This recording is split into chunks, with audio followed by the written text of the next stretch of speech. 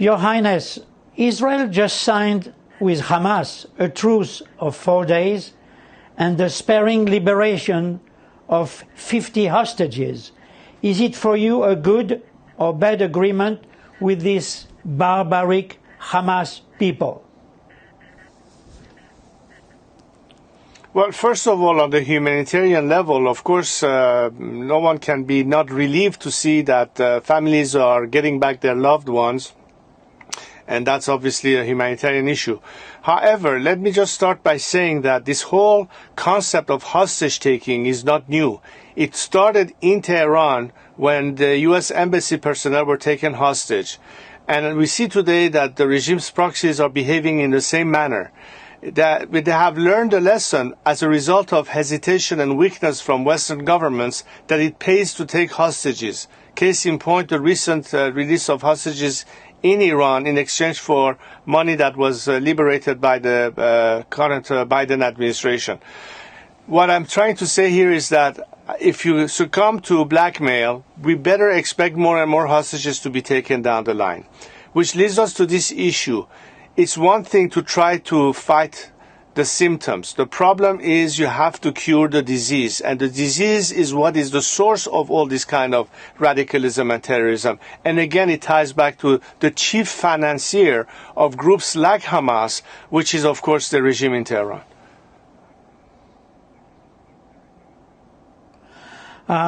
According to you, Your Highness, what role has the Islamic Republic played in the ongoing Israel-Hamas conflict?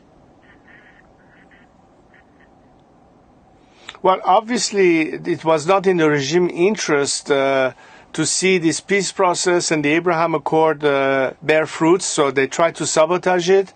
And they have always tried to take credit in this kind of action, but short of taking responsibility and facing the consequences of that. They've always tried to take credit for these kind of actions and somehow got away with not facing the repercussions of it. This has been a tactic, and that's why they have proxy wars, because so far they managed to maintain themselves in power by keeping repression at home and distracting the world to other problems, including regional conflict, and of course, case in point, the recent terrorist attack on Israel.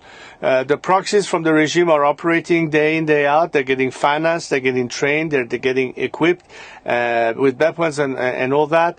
And this is clearly, why would the regime spend so much money instead of its own people in the region if it didn't have any intentions to utilize at some point these proxies to sabotage any process or create more instability? This has been a tactic that I have applied the past 4 decades, and we see yet another example of it.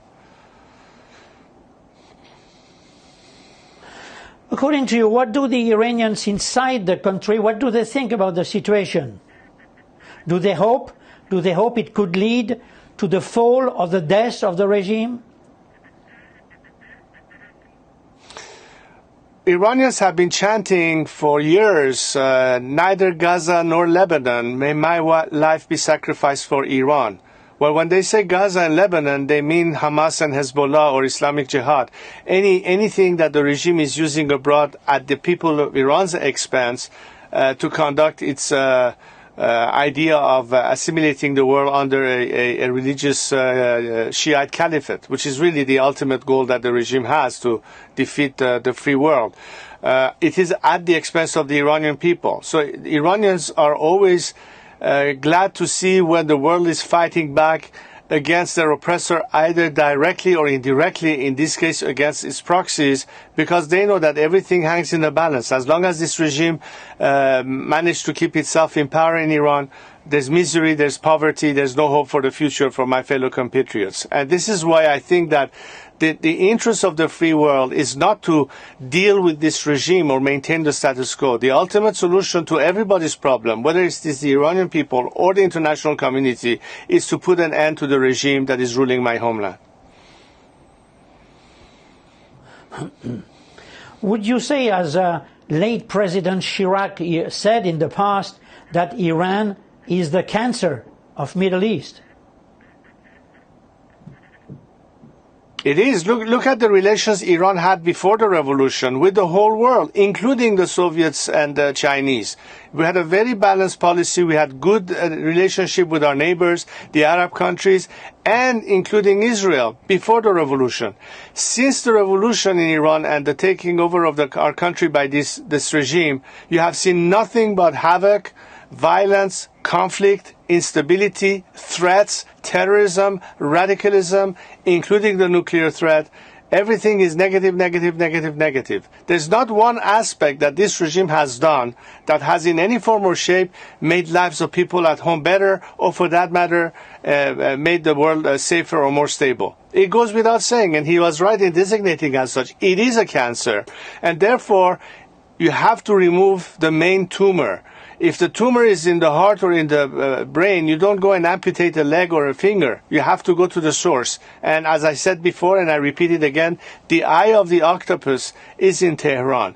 What you're doing right now is just fighting the tentacles. We have to put an end to the eye of the octopus. And once that problem is resolved, the world will see relief and Iranian people will be liberated. This is something that is a commonality of interest here. And we are baffled by the fact that to this day, the world doesn't understand that regime change is the solution, not behavior change by the regime. According to you, how should the U.S., Israel, and the Western camp address the Iranian regime's threats?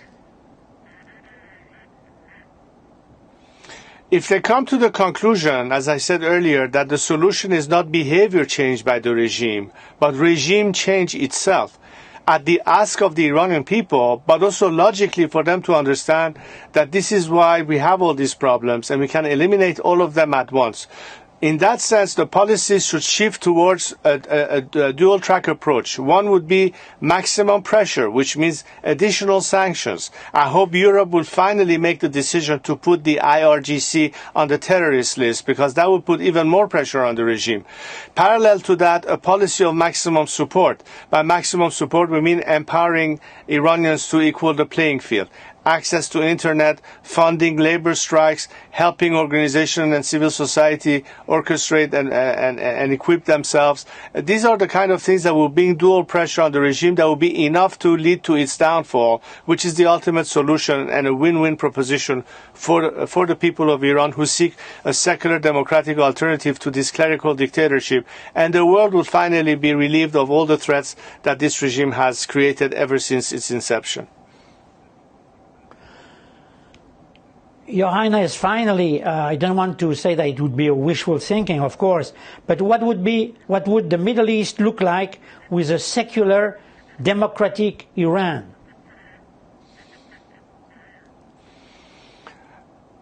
In terms of our national interests, it behooves us to aim towards bringing as soon as possible stability and peace and regional good neighborliness and good cooperation, because that's the only way to achieve prosperity and progress back home.